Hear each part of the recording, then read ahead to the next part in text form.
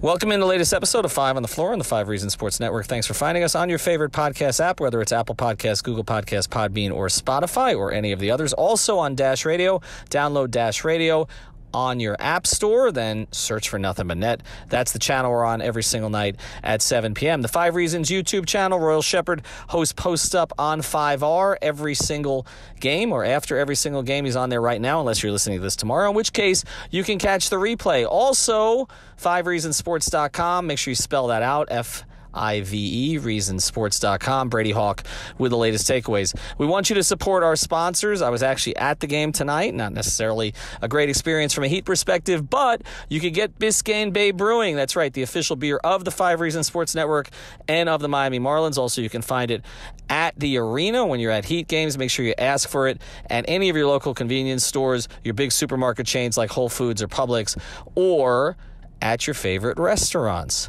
And now, tonight's episode. 1, 2, 3, 4, 5 on the floor. Welcome to 5 on the Floor, a daily show on the Miami Heat and the NBA featuring Ethan Skolnick with Alex Toledo and Greg Sylvander, part of the 5 Reasons Sports Network. Welcome back to 5 on the Floor. I am your host, Greg Sylvander. With me live from the AAA is Alex Toledo. And Ethan Skolnick is not with us tonight. We are coming off the heels of a disappointing Miami Heat game, we'll say. 127-113 loss to the Dallas Mavericks. We're going to, unpack, some of what we saw tonight and get into that. But, I think that as we start this out, I just want to level set. I guess it would be better stated to ground ourselves in a little bit of reality, in that when I looked at the schedule for May, and I looked at the remaining games, really the Dallas game, one of the 2 Boston games, and then depending on if Philly and Milwaukee are playing for anything, those were the ones that I circled on the May schedule. And I said, those may not be ones that we can get. And I still think the Heat have a path to the 4 or 5 seed. So not much damage was done tonight, but there were trends that are concerning. No Jimmy, obviously, Bam, and the lack of shot attempts, giving up the threes. But before I start to unpack all that, Alex, just from your perspective there in the arena, I'd love to hear what your takeaways from the game were. Yeah, I mean, you went over a few of them there. I just think tonight, as much as they tried in that first quarter, and as much as Gabe Vincent tried to make shot after shot at the end there to bring it back when they were down 25 or whatever, they just didn't really have enough tonight. And I know Spo would hate to hear that, but they really tried their ass off on defense. I feel in that first, second quarter, you got some guys to make threes that usually don't hit that many. I'm specifically talking about Trevor Ariza here. He hit Luka with his own move, that step back, and it was contested, and he hit it in his face. He ended up hitting 4 threes tonight, so that's good. But outside of that, there was just not a lot of offense to, activate the fact that their defense was good. You're just kind of playing defense for no reason, and after a certain point, they just ran out of gas. They didn't have enough tonight, and I'm not even making excuses for them. I'm just trying to, I feel describe accurately what we saw out here tonight. They just didn't have enough on offense, Goran, like I said, is still a good player, but he just doesn't get to the rim at will anymore. And there wasn't a lot of rim pressure tonight at all. Bam had some attempts that look good, that you'd like to see from him, but him only taking 10 shots tonight. And by the way, that's 2 or 3 shots under his season average. It's just not good. There's no excuses for it, right? We can come on here and talk about how they don't have enough guards, especially with Jimmy, Oladipo, and Tyler out, that can actually feed Bam and maybe, beat their defender and find Bam for an easy dunk in the paint. But and that's part of it. That's part of why he doesn't get those attempts up, because the offense is set up to kind of optimize everybody else. And that's why Bam is so valuable. But at the same time, there's no balance if Kendrick Nunn and Duncan Robinson are each taking 6 more shots than your max player. There needs to be more of a balance. Bam should have honestly, he should have been a lot more aggressive attacking the rim tonight. That's where I was really disappointed in him. And I just think it's not all on him, but it's disappointing to see that we had to, have this conversation again. Yeah, no, you're right about that. And I know that Heat Twitter is not being kind to Bam for the lack of aggression. And, he does everything else at an A+. It can be frustrating. No, for sure. And like, I posed the question of like, he was approaching a triple double and the game was out of reach when I tweeted it. And I said, like, would we rather him be like, for lack of a better way, just for explanatory purposes, like, would we rather he be Karl Anthony Towns, where we can count on him for 31, but like there's a lot of big holes in his game otherwise? Or would we rather have a guy who just needs to embrace this particular alpha aspect of his offensive game? And we know who Jimmy would rather have. This is very true. So I guess maybe that's why I subconsciously chose that example, but it's just an interesting thing for him. And I think that like we as bystanders and onlookers often underrate how hard it is to go from a player who makes everybody better and does all the little things and is kind of that utility knife to all of a sudden have to become like the alpha scorer, because like alpha scorer stuff, like it's not just shot attempts. Like it's the way you grab the ball and where you get it and what you look to do immediately and like how you make your reads and stuff like that. And I just think Bam is programmed to do certain things certain ways. And it's so complementary to everyone else on the team. But on nights like tonight, obviously like people are looking for the 41-point Bam game, and it just didn't happen tonight. But like, I guess I want to go in another direction because you started to hit on like what was missing from this game. No Tyler, no Depot. I think this was a really great example of when Jimmy is out, why they need, like, they can't go into next season with the same type of roster. They need a player that can create offense. And it's just so abundantly clear. So I think you make a great point there. Kendrick Nunn didn't have a great game, but I want to stop here. And that is that with Jimmy out, you essentially, the wings you're plugging in are Iguodala and KZ Okpala. They combined for, what is it here, 42 minutes and 2 points. And we're not looking at them for a ton of scoring, but I do want to, I guess, Alex, I want to get your thoughts on Iguodala's decline in the last couple of weeks. And like, do we think he can flip a switch and at least be a contributor as the playoffs come? Because it doesn't look like KZ is going to be able to do that at all. So if like both of those guys are offensively non-functional, I just feel like it's going to be tough to close with Iggy, and Iggy was such a closer last year. Yeah, that last part, 100%. I'm 100% there with you. Like, he's not a closer anymore unless, he's having one of these games. And I've got to say, he's had these games a little bit more often than I would have thought in the regular season where he hits multiple threes. But you can't count on that. Like, he might do that every now and then. But outside of that, like, Ariza is just the better player at this point. I don't even think it's really a conversation. And you know me, I've been banging the table for Iguodala over the past couple of seasons just because I think they've needed guys like him, even though, like, what you were kind of saying there, him and KZ were just completely offensive zeros. Like, they're both out there competing on defense. They're both different types of good defensive players, but you know that you're going to get, stable defense from them. And they're both like trying their ass off in the zones and the traps and trying to kind of execute everything that Spo is asking of them to do. But when you have these guys who are just complete offensive zeros, it can get ugly. And that's exactly what happened tonight. Like, you could only defend so much if your team just cannot get any type of offensive rhythm going. Like, the two go hand in hand, and like it just completely went the other way for the Heat tonight. And I do think Iguodala can be a nice contributor for them in the playoffs, as long as we're talking about something under 20 minutes a game, probably more like 15, 17 minutes a game at most. Like, I don't know. I just think like he can still help them with the things that he does, but he needs to be a guy who plays with actual shot creators on the floor. And that ends up kind of being the deal with a lot of the players on this team. I feel like, I just think like you take away Jimmy without even talking about Tyler and Depot, who are obviously shot creators to a certain extent.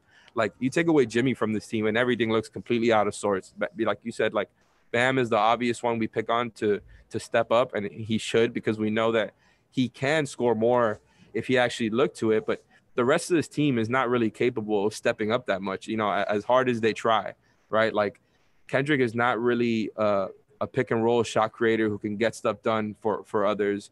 Goran has declined in that aspect because, like I said before, he can't get to the rim as much and beat guys. And, it comes down to everybody hitting their threes or not. And it's tough, man. Like, I think that's why we're pounding the table for so much for Bam to step up as a scorer, but he's just clearly not there yet.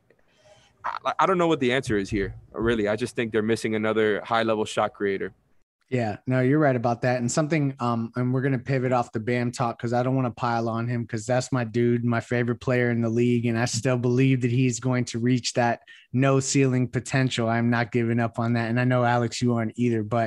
Um, but before we go, oh, one last thing on Bam. Look at me, I'm about to just shift gears. You know what it felt like to me, and I mentioned this to you pre-show. He had a couple possessions where he got on Luka early. And like it wasn't when the game was out of reach at all, if I remember correctly. The Heat may even have been up. Maybe not. But Luka hit a crazy like fadeaway step back kind of shot in the mid-range area. I'm not great at articulating and describing these plays. And then he hit a fall away three from like deep, and Bam was right in his grill. And like if you think about this entire season, how many people have like dotted Bam Adebayo's eye? Like not that many dudes, you know what I mean? So there was almost a part of the lack of aggression and the timid nature with which he played the rest of the game that I had a hard time not connecting the dots to, like him being a little on his heels, seeing Luka do that to him. And, I may be reading too much into it, but that was something that I saw. And then that just combined with being out on the perimeter as much as he is, it's just it's an interesting season for Bam because we're expecting things that I don't know that necessarily Eric Spoelstra has written up on the blackboard as an expectation for him yet. So before we end on the final segment, I want to tell you guys about one of our great sponsors, and that is Prize Picks. Prizepicks.com, also the app that you can download. So this was something that was introduced to me via Ethan, and it's daily fantasy sports where you can pick over and unders on your favorite players throughout the league, and you can do it on their total fantasy score. So like points, rebounds, assists, 3-pointers made, all added up together. You can pick over and under, or you can pick single stats. So like if you think Jimmy Butler is going to score more than 21.5 points against Minnesota later this week, you could choose over under there. You stack those together, choose multiple players from multiple games, and win money. It's super easy. I was getting burned out with fantasy sports, to be frank.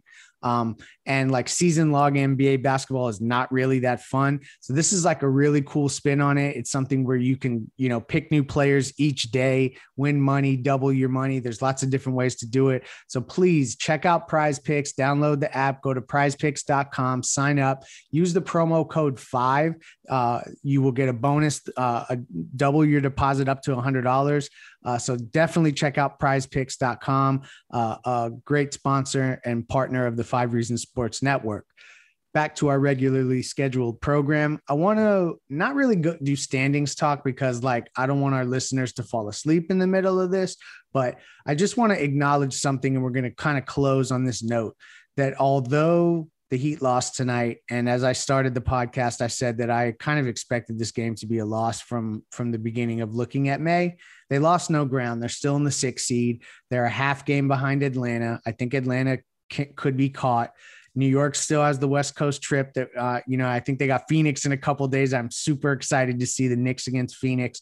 So really these 2 games against Boston, we are really boiling down to the fact that the play-in is going to come down to those 2 games against Boston. Alex, I'm going to start and maybe even end with you here with the Jaylen Brown ankle thing. And obviously it looks like Kemba and Tatum are going to be good to go. Do you think Miami has to get both games in Boston to avoid the play-in, or do you think that they can split there and still take care of business and get in? I think they can split and still get in, but you're right. Like I hadn't even really thought about what you said just now, that it's gotten dangerously close to that scenario. Like the Celtics are hovering right below the Heat right there in that 7th spot, and the Heat could be right back there. Like it just might come down to those 2 games, especially when you're talking about if you have to go to tiebreakers too. Like that's another thing there. Like I said, they can split and still stay out of the play-in, but it's just getting tough. Like the Knicks have kind of created a little bit of distance between the Heat. I don't know if I have the correct standings. I know it always takes a little bit after the game to update, but it looks like the Heat are a game behind the Hawks now. So they need to start racking up some wins here. Like I think it's really, how many games do they have left at this point? 7? 7, correct. Man, you hope that Jimmy Butler comes back, because I really don't want to see this team play without him. Maybe ever again, but Right. tonight really just kind of put me in a bad place with them, because like it's right back to what you saw, right? It's just a lack of offense, a lack of putting your best player who's on the floor in the best positions. Like I think you saw one or two times tonight where Duncan screened for Bam below the arc. And I just don't understand how you can stop that if you're the defense. And I don't understand why they don't run it more. And hopefully Spo does run it more, because I'm obviously not anywhere near qualified to be talking about what plays he should or shouldn't run. But it just feels like a gimme every single time they run it. So I would love to see Bam put in more positions to score. And, maybe that'll win them some of these games, because we're at this point now with 7 games left where it's like, if they keep doing what they've been doing this whole season, they might just end up in the play-in. Yeah, no. Do they deserve to? That's another conversation. Right. I mean, it's almost like a situation where like that would be the ultimate feat to the fire, moment. All the games they blew for them to end up there. Like, oh man.